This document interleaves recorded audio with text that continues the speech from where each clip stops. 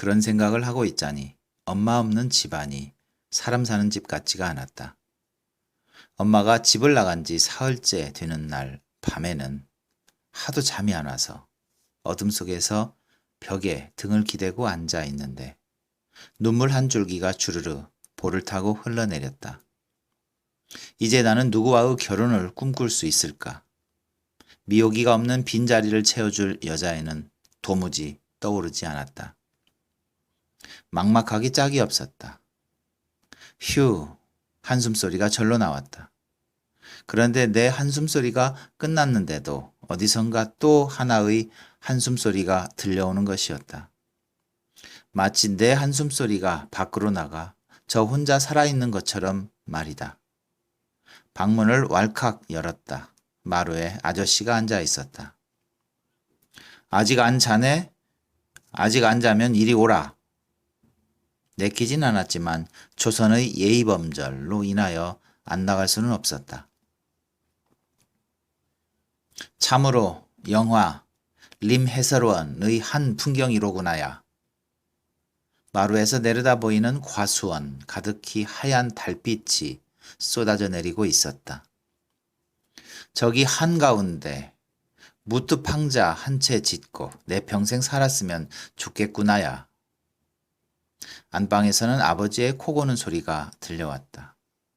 림 해설원이니 무트팡자니 나는 그저 그런 영화가 있는가 보다, 그런 집이 있는가 보다 짐작만 할 뿐이다.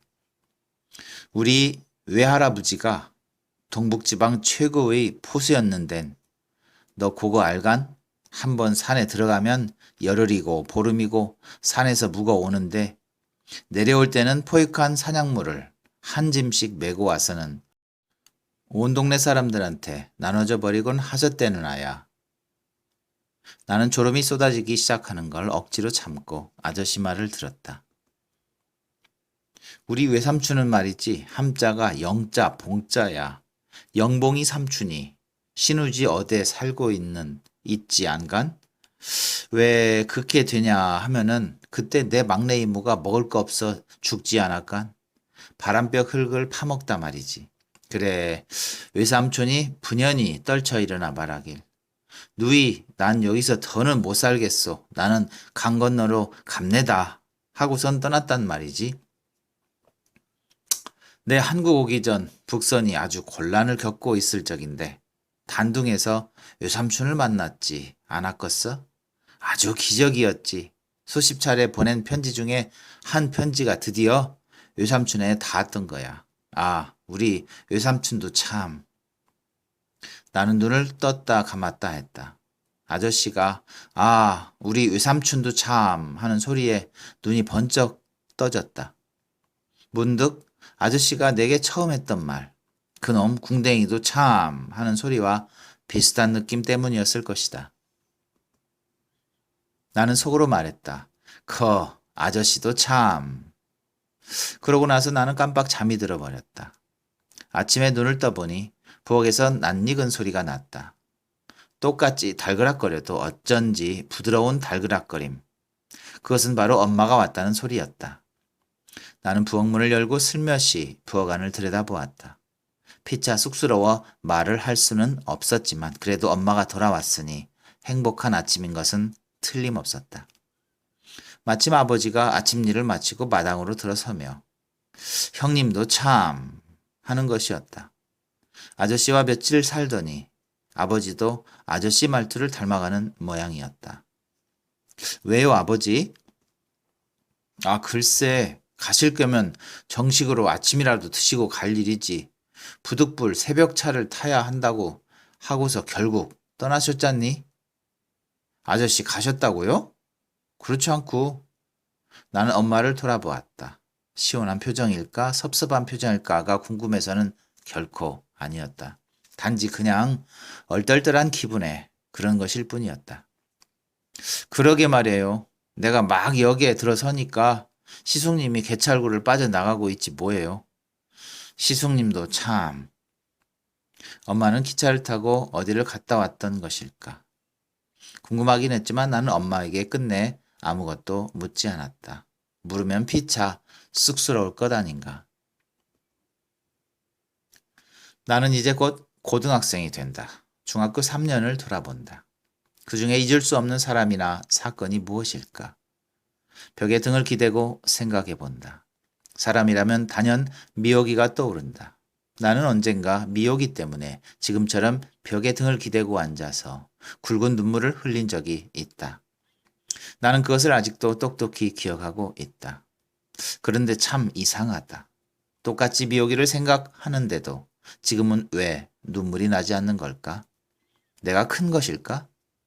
아니면 내가 마음이 변할 것일까? 아니면 알 수 없는 일이다. 아버지 말 맞다나 알려고 하지 않아도 언젠간 저절로 알게 되는 날이 올 것이다. 사건이라면 물론 부부싸움으로 인한 어머니의 가출건일 것이다. 그때 일가라는 사람이 있었지. 중국에서 온 아저씨, 나의 당숙. 나는 왜 그를 까맣게 잊고 있었던 것일까? 그러나 나는 맹세코 아저씨를 한 번도 잊은 적이 없다. 내가 아저씨를 잊었다면 지금 이 순간 왜 그를 생각하고 눈물이 난단 말인가? 아침에 밥을 먹으면서 나는 아버지한테 물었다. 아버지, 일가라는 분이요. 누구? 아니, 아버지도 잊으셨어요? 아, 그 형님 말이야? 네, 지금도 연락하시나요? 글쎄다, 워낙에 형님들이 많아서 말이지. 그런데 아버지, 정말 그분이 아버지 사촌 형님이 맞아요? 이 세상에 사촌 아닌 사람이 어디 있니? 갈수록 오리무중이었다. 그런데 나야말로 왜 새삼스럽게 그 아저씨를 궁금해하는 것일까? 내가 정말 크기는 큰 것일까? 이제야말로 누군가에 대해서 알고 싶어 하는 것을 보니 말이다. 국어 선생님이 그랬다. 내가 내 외로움 때문에 울 때는 아직 그가 덜 컸다는 증거고, 나와 상관없는 남의 외로움 때문에 울 수 있다면 이미 그가 다 컸다는 것을 의미한다. 그는 이제 더 이상 어린애가 아니다. 선생님이 그 말을 할 때는 무슨 뜻인 줄 정말 몰랐다. 그러나 나는 어둠 속에서 벽에 등을 기대고 앉아 있을 때 알게 되었다. 작년 이맘때 나는 미호기 때문에 울었다. 그러나 지금 나는 나의 일가, 나의 당숙 때문에 울고 있는 나를 종종 발견하게 된다.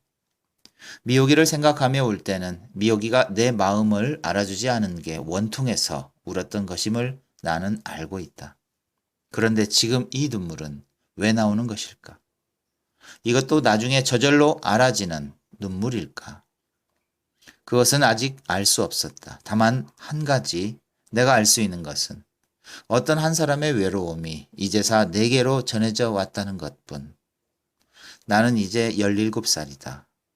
더 이상 어린애가 아닌 것이다.